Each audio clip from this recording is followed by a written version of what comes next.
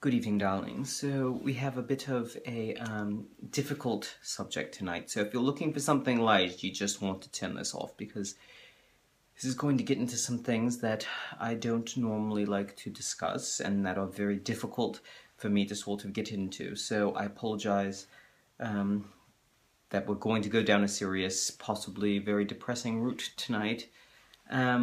So I got two questions about this, which is why I'm going to answer it, because you all seem very interested. So the first is from my good friend Angel-Hawthorne, who says, Lord Thranduil, how are you? This may be a sensitive topic and can possibly trigger something.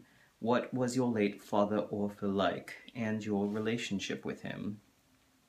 Similarly, Ultrafangoddes asked, King Thranduil, I recently had to see my family leave for Valinor. I had not heard the call of the sea, and shall not leave until I do. I do feel lonely, but it is not as bad as it could be. It would appear your advice has helped more than I realized, and I thank you for that. Also, I don't want to bring back bad memories, but what was Oropher like? I've heard tales of his action in battle, but I find myself wanting to know who he was the rest of the time. What kind of person was he? Well, I'm going to leave out all the details of the battle because it sounds like you all know, and really that's the part that is the most difficult for me to talk about. You know, my father was well, he was a very driven man, and if he set his mind to it, that's what was happening. There was no changing his mind, and that's sort of part of why he led the charge that he did, that resulted in his passing. But he was a very good man, and he had very strong ideals. That they were called extreme by many, and I can understand why. You know, he was a very traditional sort of man, and it was his way and no other. And I feel like as I've gotten older, have taken on some of that myself. But he always was very good about caring for his family, you know, and that didn't just mean myself and my mother. You know, that meant everyone in the kingdom. And he, you know, he was given the position of king. It wasn't something that he sort of had his father pass down to him. It was a title that he was sort of given by the people of the Greenwood. You know, the Sylvan Elves thought that he was the right candidate, so it's very unusual, you know, not a lot of kings come to their power that way. And he always felt very thankful for that, the fact that they trusted him, and he took very serious their health and well-being, and there was a lot of similar feelings about the Noldor, and so of course our capital was moved quite often as a result of trying to avoid the influences of Noldor elves. So we moved north and we moved east, our capital, more than once. And also to sort of avoid, as Moria became more influential, there was no love of dwarves, of course, because my grandfather, of course, was murdered in cold blood by dwarves.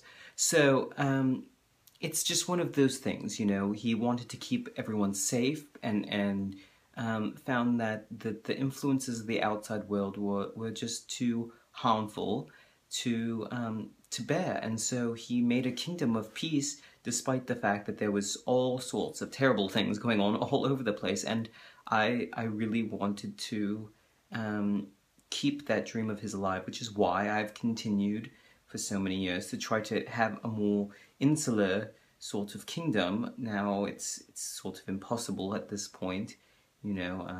Our kingdom is not as rich as it once was by any means, and you know, we are not known for our huge amount of wonderful armor or, you know, our riches, although, you know, I do have my jewel collection that I do love dearly, but that was more through trade than it was through anything else. And you know, our people are sort of different from many other elves, and it's in part because we've sort of isolated ourselves. And I think, unlike many Sindar, we've done a very good job of sort of, you know, we really embraced the Sylvan elves that we came to live with, and I think that's a very unusual thing. A lot of other elves do not sort of do that. And so I feel like we really sort of went native, as they say, as far as our culture. We sort of embraced the people that had given us the ability to rule them, and my father was so thankful for it. He really wanted to do what was best for them, and if that meant promoting their culture, of course he was going to do that. And so that's why he continued to keep the ban on Quenya, and so we of course never speak that, not at all. I know a handful of words, but I really don't know any, because it just it didn't make any sense, darlings, you know. So it's true, my father was a very strict man, but he did it with love, and I think it's sometimes difficult, particularly when you're younger, and it was hard for me, and my mother sort of was the one that was there for me to sort of explain why my father was being as harsh as he was at times. And you know, he did not approve of my courtship at first. It took quite a while to convince him, because he had sort of an idea, and he had very high standards of what he wanted for me to have in my in who I wanted to be with for the rest of my life. And so there was a lot of sort of hurdles that she had to go through as a result of sort of meeting his criteria, and she did it because she was an incredible woman. But I don't want to focus on that. I want to focus on my father. So, you know, he was very big into education. It was very important to him.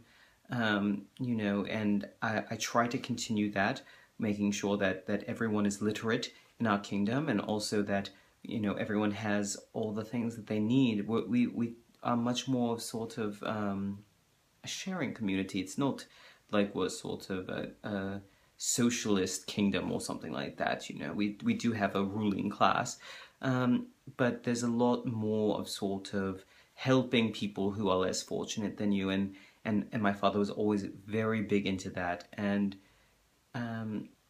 he, despite really not wanting to help any Noldors, he did see that evil has to be defeated, and that's why he joined the Alliance, despite the fact that he lost his life as a result. And, you know, he had such conviction and such bravery that he would lead that charge.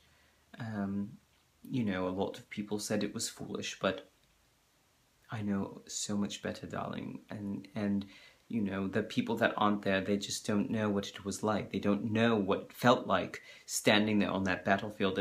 And I was very young and inexperienced as far as battles go, you know, and he faced it. You know, he just took up his sword and he charged forward with our men, and our losses were great. They were. I led back about a third of the forces that we had brought to the battle, and I think that was the hardest part for me. Was my father was always the one there to give me advice, and you know, I had always been given tasks to rule as my own, but if I needed advice, he was there, and by that point my mother was already gone, and so it was just my father was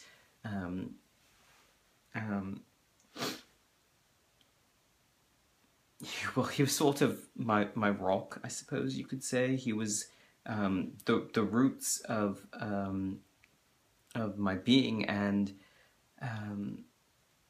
it was very difficult after everything to sort of take his place, not just because of the difficulty emotionally. You know, you have to be strong and you have to lead the people because someone has to do it and it's you.